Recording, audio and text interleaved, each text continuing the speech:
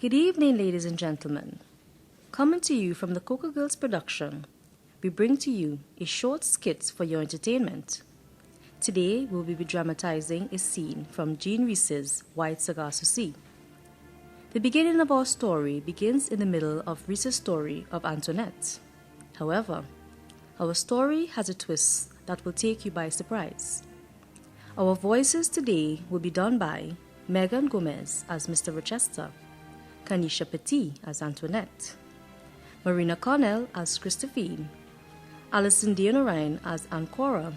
But wait, there will be two new characters to this story. Yes, two new characters who are Janelle Thomas as the doctor, and myself, Jamila Robinson, as Anise, the maid, and your faithful narrator. This story opens in the mind of the husband, so please sit back and enjoy our show. It was that half hour after the sunset, the blue half hour, I call it. The wind drops, the light is very beautiful, the mountains sharp, every leaf on every tree is clear and distinct. I was sitting in the hammock watching when Antoinette rode up. She passed me without looking at me, dismounted, and went into the house. Antoinette rings the bell from her room, and the maid comes running into the house. Mr. Rochester at the same time gets out of the hammock and runs toward her and notices the maid was taking out a bottle of rum. She pours some into the glass. Who's that for? She looks at him and doesn't answer. Ha! No road? I don't want to know nothing about this. Anise! Yes, mistress? Christophine is seen walking along the gallery, not looking at Mr. Rochester, and heads for the kitchen with something wrapped up in cloth. Mr. Rochester goes to look into the bedroom, and he sees that Antoinette is lying on her back with the glass of rum almost finished. He moves away, and she rings the bell again. Anise comes running toward the bedroom. Anise, Christophine!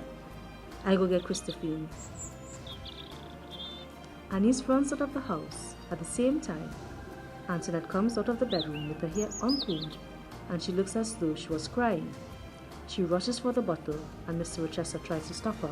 Don't drink anymore. And what right have you to tell me what I am to do? Christophine! Josephine is an evil woman, and you know it as well as I do. She won't stay here very much longer. She won't stay here much longer, and nor will you, nor will you. I thought you liked the black people so much that just a lie like everything else. You like the light brown girls better, don't you? You abused the planters and made up stories about them. But you do the same thing. You send a girl away quicker with no money or less money, and that's all the difference. Slavery was not a matter of liking or disliking. It was a question of justice. Justice. I've heard that word. It's a cold word. I tried it out. I wrote it down, and several times always it looked like a damn cold lie to me. There's no justice. My mother, whom you all talked about, what justice did she have? My mother, sitting in the rocking chair, speaking about dead horses and dead grooms, and a black devil kissing a sad mouth like you kiss mine. I'll open the window and let the air in. It will let the night in too, and the moon and the scent and those flowers you dislike so much. Bertha! My name is not Bertha. You are trying to make me into someone else. Call me by another name. I know that's Obia too. If my father, my real father was alive, you won't come back here in a hurry. He'd finish with you. If he was alive, do you know what you have done to me? It's not the girl, but I love this place and you have made it into a place I hate. I used to think that if everything else went out of my life, I would still have this. And now you have spoiled it all. It's just somewhere else where I've been unhappy and all other things are nothing to what has happened here. I hate it now like I have hated you before I die. I will show you how much I hate you. Is she so much prettier than I am? Do you love me at all? No, I do not. Not at this moment. You see, that's how you are. A stone, but it serves me right because didn't Ancora say to me, don't marry him. Now, if he was stopped for diamonds and a lot of other things she told me, are you talking about England? I said, and what about Grandpappy? passing his glass over the water decanter and the tears running down his face for all the friends dead and gone, whom he would never see again. That was nothing to do with England I ever heard. She, on the contrary, a binky foot and a binky leg for Charlie over the water. Charlie, Charlie, Charlie. Mr. Rochester holds onto her wrists and the rum bottle, but then she starts to bite him and the bottle falls to the ground. She manages to get loose and breaks another bottle against the wall and holds it to him. Just you touch me once, you'll soon see if I'm a damn coward like you are, you bloody white bastard. Don't friggin' touch me! Christophine enters. You hush up and keep yourself quiet. And don't cry. Crying is no good with him. I told you before, crying's no good. Antoinette collapsed on the sofa and went on sobbing. Why you do that, eh?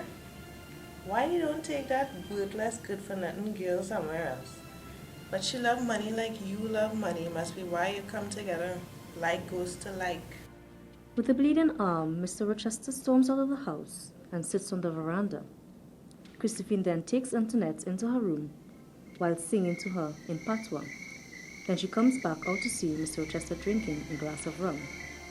I hope you're satisfied. I hope you're well satisfied. I'm not going to start your lives with me. I know what you do with the girl as well as you know. Better. Don't think I'm frightened of you either. So she ran off to tell you that I ill-treated her, did she? I ought to have guessed that. She don't tell me a thing, not a single thing. Always the same. Nobody is to have any pride but you. I see her standing at my door with that look on her face, and I know something bad happened to her. I know I must act quick, and I act. You seem to have acted, certainly.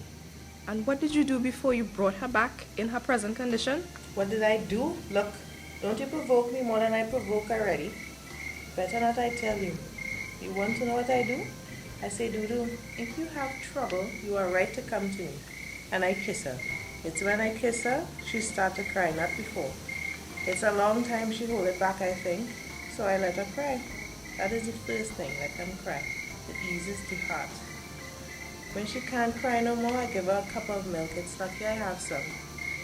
She won't eat, she won't talk. So I say, lie down on the bed, Dudu, and try to sleep. For me, I can sleep on the floor. It don't matter for me. She isn't going to sleep natural, it's certain, but I can make her sleep. That's what I do. As for what you do, you pay for it one day. But you haven't told me yet what happened when my wife was with you, or exactly what you did. Your wife? You make me laugh. I don't know all you did, but I know some. Everybody know that you marry her for her money and take it all, and then want to break her up because you're jealous of her. She is more better than you. She have better blood in her and she don't care for money. It's nothing for her. Oh, I see that first time I look at you. You're young, but you're hard already. You fool the girl into making her think you can't see the sun for looking at her. And then you make love to her till she's drunk with it. No rum can make drunk like that. Till she can't do without it. It's she can't see the sun anymore. Only you she see. But all you want is to break her up. But she hold up, eh? She hold out. But you pretend to believe all the lies that damn bastard tell you. So that you can leave her alone. Not telling her why. No more love, eh? And that is where you took charge, isn't it? You tried to poison me. Poison you? But look me trouble the man crazy. She comes to me and asks me for something to make you love her again, and I tell her no, I don't meddle in that for Becky. I told her it is foolishness, and if it's not foolishness, it's too strong for Becky. But she cry and she beg, so I give her something for love. But you don't love her, all you want to do is break her up. I think it's time you said goodbye to Antoinette. I will be taking her to England soon. I give her something to sleep, nothing to hurt her. I don't want to wake up to this misery. I leave that for you. You can write to her. Read and write, I don't know. Other things I know. Josephine leaves and Aunt Niece enters. Master, look your supper. Thank you, Anise. I'm not really in the mood for food, but I will have a little something. After he has eaten his supper, Mr. Rochester starts feeling unwell and proceeds to sit in the sofa where he soon falls asleep. The following morning, screams are heard coming from the house. Anise is looking at Mr. Rochester in shock as he is seen sitting in the corner of the room looking like he has seen a ghost. Mistress, mistress, Something happened to the master. Antoinette comes out of the room and walks toward him, slowly. When she tries to touch him, he pushes her hand away and looks even more frightened. Anise, Yes, mistress? send for the doctor. Anise quickly runs out of the house, and in a few hours later, Antoinette changes into a clean dress and her hair is neatly combed. She sits down with a curious look on her face, staring at Mr. Rochester. He was still dressed in the clothes he had on the previous day, and rocking back and forth in the corner of the living room. Just then, the doctor enters, and following behind him is Aunt Cora. And Cora, how did you? Hush, child. News came to Spanish Town that there was something going wrong up here, and as soon as I heard this, I came right away with the doctor. What on earth is the matter with him? Doctor, we woke this morning to see him like this. Can you tell us what has gone wrong? Well, it seems as though he's in some sort of shock. Mr. Rochester, do you hear me, boy? Do you know who I am? I need to get him in bed. He looks like he hasn't slept all night. Anise, get someone to help. Yes, mistress. After Mr. Rochester is taken into his room, he lies in bed all cleaned up, eyes closed and the covers pulled up to his neck. He seems to be sweating and has dark circles over his eyes. It seems as though he has come down with a bad fever. I can't tell exactly how, but it seems as though it is some sort of infection. I need you to give him this 3 times a day in some tea. Yes, doctor. Thank you. I shall be back by the end of the week to see if he has made any changes. In the meantime, do not let him out of his sight, and if he gets worse, send for me immediately. Thank you so much, doctor. You can go on ahead. I think I will stay with them a while. That long trip has been a little rough on me. Well, my lady, so be it. Farewell. Aunt Cora waves the doctor goodbye and then turns to Antoinette. I knew this would have happened. Did you do this, my child?